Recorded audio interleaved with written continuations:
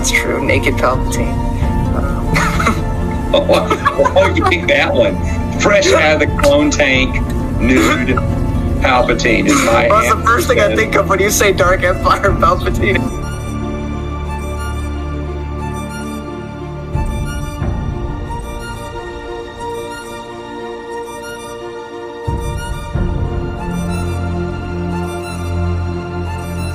Hello.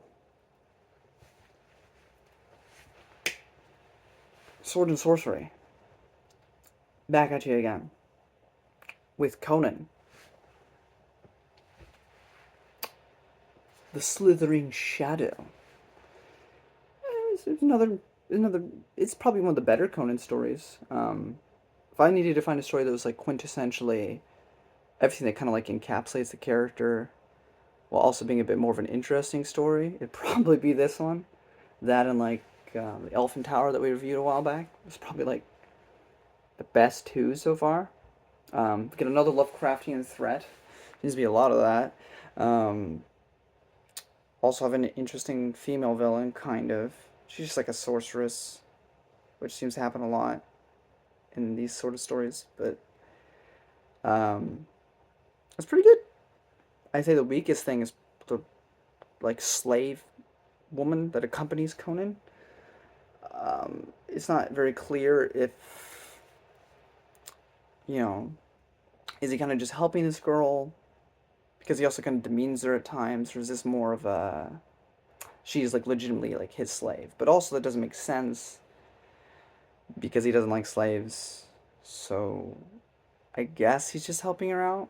But he's really mean to her at times. She also doesn't do very much, so it's just kind of. But I mean, the lore of the city is interesting. It's like this, old city. There's this ancient god monster thing that's also pretty interesting, But again, it's all these are all pulps. These are all stories that aren't meant to be really fleshed out. So it just gives these vague impressions of things, and I guess allows my imagination to imagine what it might be. But there's no actual explanation to any of this stuff. So it's just kind of. But there's some tentacle monster shenanigans in this kind of weird moment with this girl and but by and large it was fun. It was as you would expect of a Conan story. Again, I don't have much to say about it, but it was solid. I do have some slight spoilers, so if you don't want that, you can go. If you don't really care, So Conan makes a slight comment that in Samaria nobody goes hungry, so Samaria has ended world hunger, at least in their section of the world. So that's cool. So there's this thing, this Thog, this ancient, this god of Zuthel, which is this sort of Cthulhu-like being with tentacles. I got this from a website, so this is not me. I'll try to find the website, leave a link in the description so you can read the whole thing. These are some things I thought worth mentioning for this story, since not everybody's going to read a website. He believes in the superiority of the barbaric world, where boldness, self-sufficiency, resilience, and communion with the natural world are common characteristics, versus the conceited civilization with vices ranging from weakness, decadence, degeneracy, or at best, naivete and helplessness. Throughout the story are indications about the failures of the folks of Zuthel, because it used to be this super civilized place, but it's now a ghost city, These are people at the verge of extinction, made helpless by drugs, unwilling and afraid to defend themselves or even flee from the monsters they worship.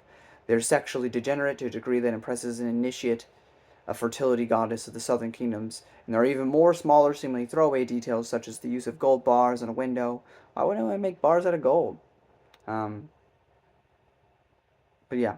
And then Howard loved his precursor civilizations, such as the mysterious original builders, the green stone cities. I don't think I've read that yet. Some in ruins, some still occupied by newcomers, and Zuthel at dusk gives us a titular city, a place whose origins are somewhat vague, but certainly has all the characteristics of many of his other mysterious ancient cities. Similarly, it features Howard's use of incredibly advanced science lost to its current era, a trope popularized by Blavatsky and others outside of fiction. Zuthel is weird pulp science galore in the form of radium gems and food replicating techniques so advanced they can create joints of meat capable of passing as a real thing. Very Star Trek. The story also has the only proper example of magic swords, with apparent King Azathel's swords that sparkled frostily in the radiant light. Again, I'll try to leave in the link in the description. I don't want to, you know, just plagiarize that and steal that. So I'll try to find that, leave a link in the description so you can read the whole article. But those are some things that I thought worth, you know, adding some intellectualism to this particular story. And yeah, I definitely recognized those things in the first go around. It was interesting. You know, very much, I guess, like Halo kind of like had like an advanced society, had advanced human race, with the Forerunners, at least according to Greg Barron, the Forerunner trilogy. And then humans got devolved back down to the, you know, basis like caveman status, and then we rebuilt from there, and we have what we have now. And so I guess it's very much of a similar idea, at least with this civilization, that they were once super superior technically, you know, in all the ways, but then they got reduced. Though this seems to be more not because of a war or because of a plague that was tearing them apart, but because of their own decadence and their own lifestyle. Their civilization destroyed itself. Which, I mean, depending on how you feel in 2024, whether how pessimistic or optimistic you are, may indeed be an accurate assessment of where you feel life is going. But, like I said, overall, it's another Conan story. It's one of the better Conan stories, one I probably would recommend you read, but is, if you're reading them succinctly back to back to back, like I've been doing, kind of more of the same. But that's kind of the things with the pulps. It is meant to be more of the same, because not everybody's going to buy every issue of a magazine. So you always kind of got to reiterate what the character's about and have similar stories to kind of get the same theme across. But again, nothing really new. I'd probably do like a top 10 books you should read in Conan instead of expecting anyone to read all of it, because it's honestly just not fantastic. That being said, still a good time. And if you've been enjoying Conan yourself, you will enjoy this story. So that's pretty much my thoughts on that. Up next, well, there should be 2 big ones coming up. I mean, there might be some more Elric in between, and some more Conan. But the 2 big novels I have for my Sunday slot should be Chapter House Dune and Kobayashi Maru Star Trek Lit verse novel. So, I'll see you around for all that in the future. Bye-bye.